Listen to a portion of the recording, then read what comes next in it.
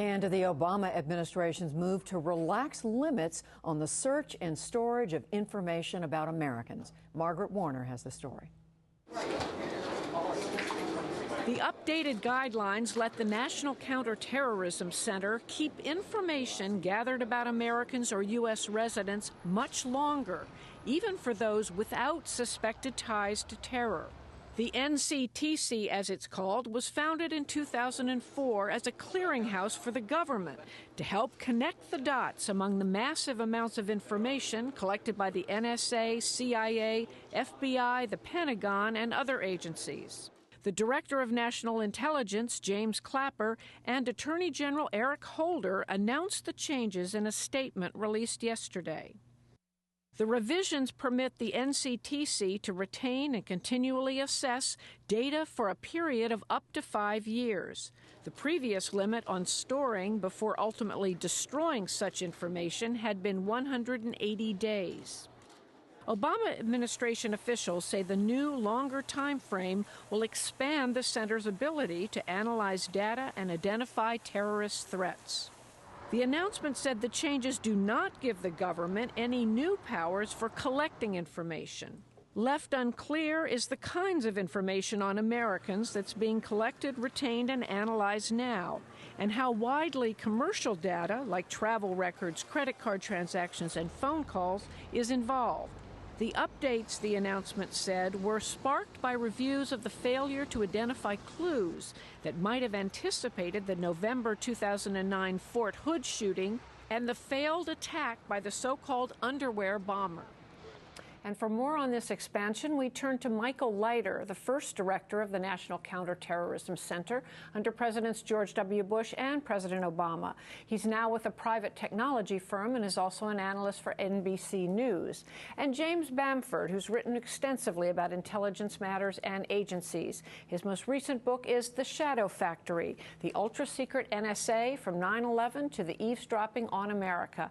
Welcome, gentlemen, to you both. Mr. Leiter, let me begin. Before we get into a debate, explain what kind of data or information we're talking about here that would be affected by these guidelines. I mean, is it data we normally think of as private, credit card, travel records, emails, phone calls? Well, it is information that would be considered private, but what I think is most important is that it is not information that is not already collected and already held by other government agencies. It is only information that is lawfully collected either by the FBI or the Department of Homeland Security. And these new guidelines simply allow NCTC that already had access to this information to retain this information for a longer period of time. So explain, though, why there is a need to retain it for a longer period of time at the NCTC if it already exists at these other agencies. Well, the reason NCTC was created was to make sure that information from different organizations, the FBI, the CIA, the National Security Agency, was properly correlated. And the best way to explain it is really an example. If today an agency collects information related to a U.S. person, in 6 months they have to get rid of that at the NCTC. But if in month 7 new information indicates that that first set of information could have indicated some terrorist activity, the NCTC couldn't make that correlation, and that's what this new change seeks to fix. So, James Bamford, what's wrong with that, or is there anything wrong with that, keeping this information for 5 years? Well, you're extending it by 10 times the original limit. I mean, you're really pushing pushing down the trail that leads to the total information awareness problem that affected the Bush administration. There was an organization that came up with this idea of collecting every piece of information, putting it all together, and most of that was private information on U.S. citizens, and then somehow from all that we would be able to find these terrorists.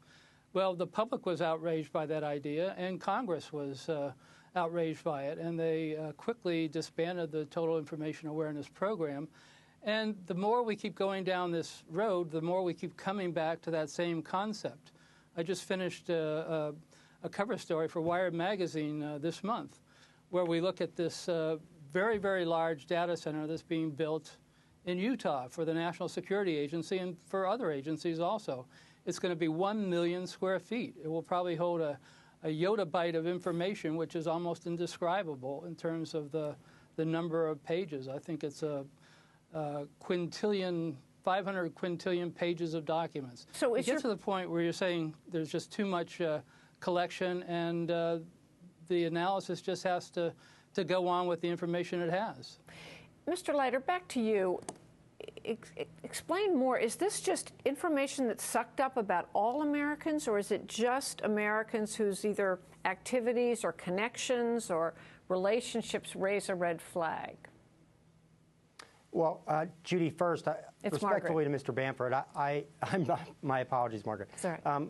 I have to correct what Mr. Bamford said. First of all, it is not a movement all the way to 5 years for retention. That's a ceiling. It's not a requirement for all information. And the idea behind total information awareness was you would find connections to terrorism by simply looking at all of this data, credit card information and the like. That's simply not what this is. This involves information that the U.S. government already has a legal authority to collect, that it is already holding. And then the NCTC can retain that information when there is a substantial likelihood that there is terrorism information there. And only at that point can the NCTC retain that and analyze it. And the type of information we're talking about is not a blanket collection of information for everyone who is going and using their credit card each day or making a phone call. The information that is being collected is things like information that is collected by the FBI pursuant to approval by the Foreign Intelligence Surveillance Court. So a court order authorizing electronic surveillance, or information regarding individuals who are leaving or entering the United States.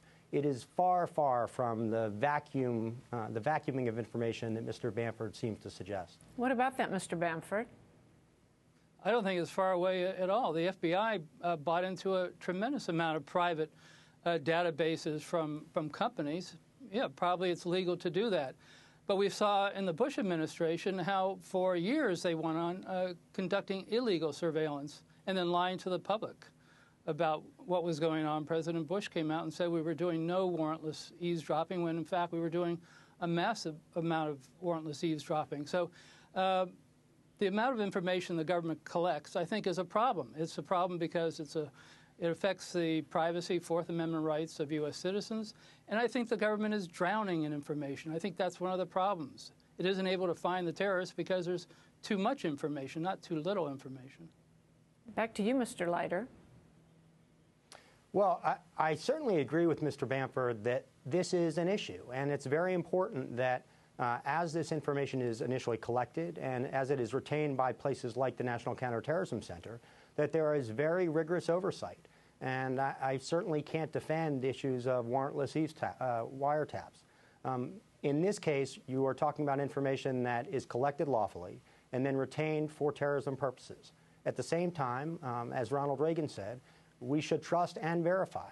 There needs to be a very, very rigorous set of controls to make sure that there are internal executive branch controls, that this information is protected adequately, and that there is outside review by the Senate and House Intelligence Committees, and where appropriate, the Foreign Intelligence Surveillance Court or other courts. And that is built into these guidelines. Quick final response from you, Mr. Bamford. Do you have any indication or any reporting that suggests that those safeguards aren't in place? Well, I have no idea, because you don't know until there's a leak or the New York Times or somebody else breaks a story that something is being done illegally. The problem is not just the oversight. These problems are constantly making mistakes. Ted Kennedy was put on the watch list for months before he could get off it. There are thousands, if not hundreds of thousands of people that have probably been put on the watch list by accident. So the more information you have of people that are being put into this big cauldron of data, the more chances you have of innocent people being caught up in this web. All right. Well, thank you, James Bamford and Michael Leiter. Thank you both.